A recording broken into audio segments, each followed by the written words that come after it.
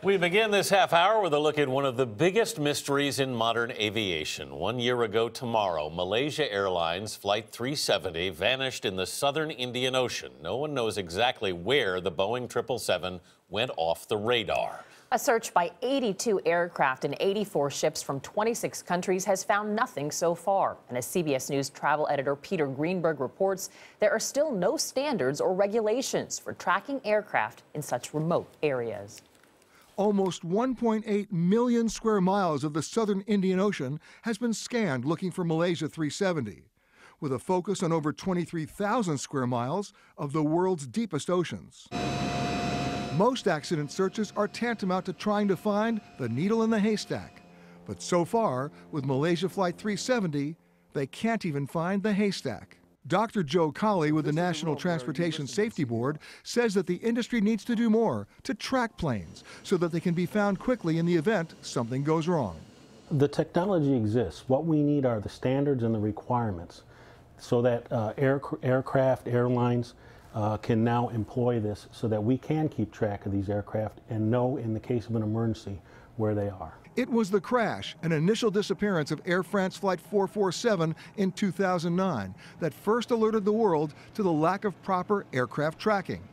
In that case, it took almost 2 years and $40 million to find the black box recorders. But little was done by the industry to introduce new technology or change the rules on aircraft tracking. Now, with Air France 447, that raised the same issue. That's right. And that was 5 years earlier. That's right. But why now? Why not then? We've had a couple of incidents now, and the whole world is behind trying to improve. The case of Air France 447 also brought attention to an airline term. It's called flying black, when an aircraft is literally flying untracked over remote areas and large bodies of water across the globe.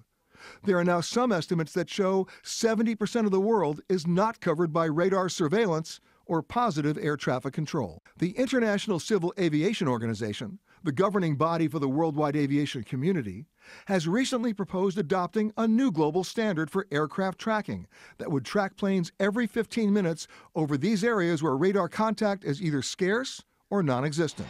David Susi is a former Federal Aviation Administration investigator. He says the major obstacles in tracking planes have less to do with technology than government bureaucracy. There's no reason that the technology that's already on board the aircraft hasn't been implemented, hasn't been utilized in a way that would allow us to find these aircraft when they disappear. It's unacceptable to sit here a year later and not know where that aircraft is. Now, there is some good news about improving global tracking. This summer, five airlines, 5 countries, including the U.S. and Malaysia, are going to do demonstration flights to try to see if they can actually implement this kind of tracking.